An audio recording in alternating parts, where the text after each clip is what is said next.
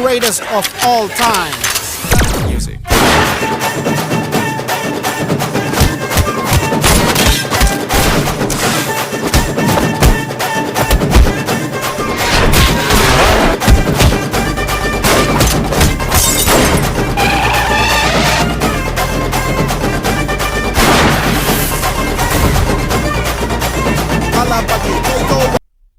வணக்கம், welcome to review pass.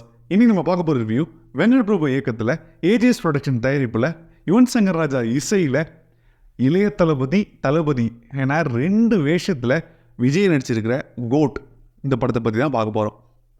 இந்த படம் எப்படி இருக்குது? ஃபஸ்ட்டு, இந்த படத்துக்கு ஏகப்பட்ட ட்ரோல்ஸ்.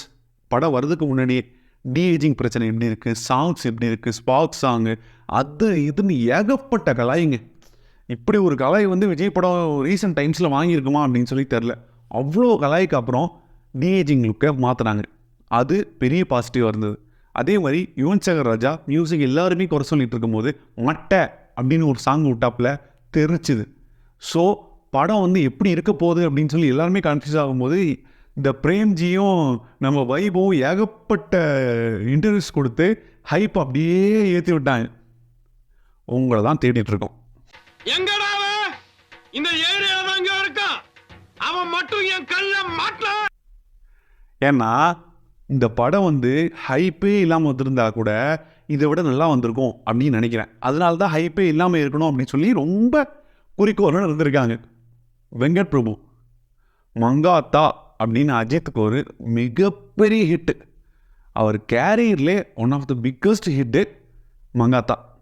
அப்படி ஒரு படம் வர முடியாதுங்க. இதுலேயும் வில்லனா விஜய் ட்ரை பண்ணியிருக்காப்புல. அது என்னமோ தெரிலங்க, எனக்கு அங்கே இடிச்சுக்கிட்டே தான் இருந்தது. அவரோட அந்த டிஜிங் கேட்டப்பில் வர யங் இளைய தளபதி. ஃபஸ்ட் ஆஃப் பார்த்தோங்க. ஃபஸ்ட் ஆஃப் ஆகும்போது சின்ன இடத்துல லேக் இருந்தது. அப்படியே ஸ்மூத்தாக போயிட்டு இன்டர்வலில் ஒரு பேங்கராக அப்படி ஒரு இன்டர்வல் விட்டானுங்க. சரி, ஓகே, ஃபஸ்ட் ஆஃப் ஆவரேஜ். சரி, செகண்ட் ஆஃப் வேறு லெவலில் வச்சு செஞ்சுருப்பாங்க அப்படின்னு சொல்லி பார்த்தோம். செகண்ட் ஹாஃபில் ஏகப்பட்ட லேகுங்க. 1-2 எடுக்க முடியாது. நிறைய சொல்லிக்கிட்டே போகலாம். அந்த யங்காக வரவர் நிறைய புதுசாக ட்ரை பண்ணியிருக்காரு. ஆனால் அது எல்லாமே அழகிய தமிழ் மகன் சாயல் தான் நமக்கு திரும்பி வருது. முடியல. நிறைய சீன்ஸில் தொய்வு ஏற்பட்டுருச்சு. ஸ்பார்க் சாங்கு தேவையே இல்லை. ஆணி தூக்கி அப்படி போட்டுடலாம். அப்படி தான் இருக்குது. தேவையே இல்லை அந்த சாங்கு.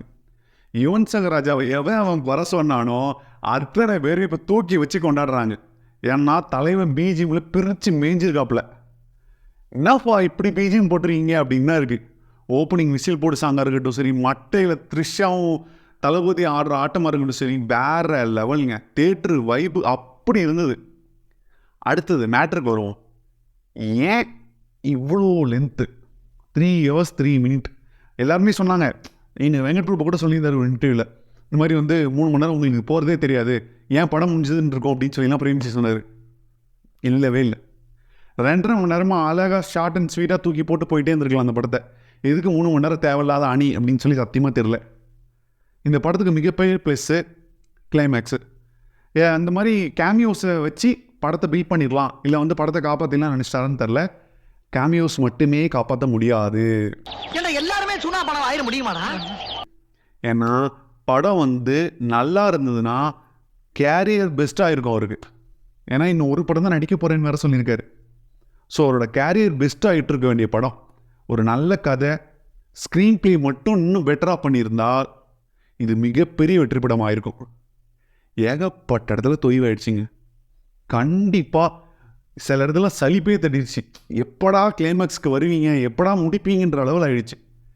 அதே மாதிரி 1-2 சீன்லாம் லாஜிக்கே இல்லாமல் இருந்தது. ஏங்க மெட்ரோ ஸ்டேஷனில் சிசிடிவி கேமரா இல்லையா? வந்தவன் அப்படியே போயிடலாமா? படத்தை பார்த்தீங்கன்னா உங்களுக்கு புரியும். என்னடா பண்ணி வச்சுருக்கீங்க?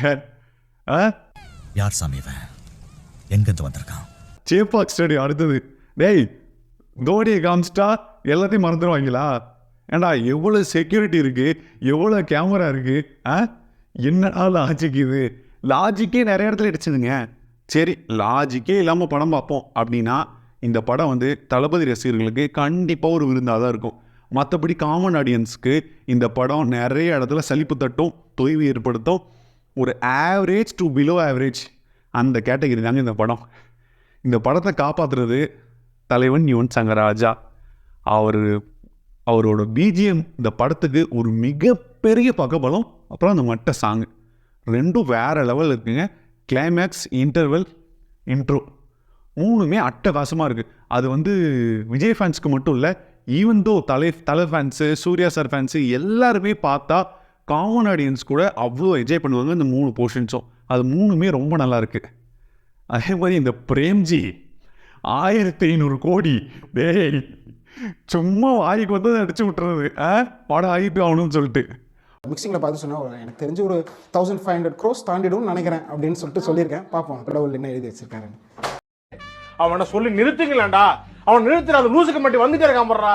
வர நிறுத்துற அவனை. உங்களை தான் தேடின்னு இருக்கேன், முடியல. ஆவரேஜான படங்க இது, அவ்வளோ பெரிய ஐப்பெலாம் இல்லை. இந்த படம் வந்து 500 கோடி வசூல் பண்ணலாம், மேபி 600 கோடி வசூல் பண்ணலாம். ஆனால் இந்த படம் எப்படி இருக்குது அப்படின்னு கேட்டிங்கன்னா ஒரு ஆவரேஜான ஒரு படம் தான். இந்த படத்துக்கு எங்களோட மதிப்பெண் 5க்கு 2.75. நன்றி. மீண்டும் அடுத்த சந்திப்போம். போய் சோத்த போய் குழம்பு வச்சு சாப்பிடுங்க, வேலை வெட்டிய பாருங்க.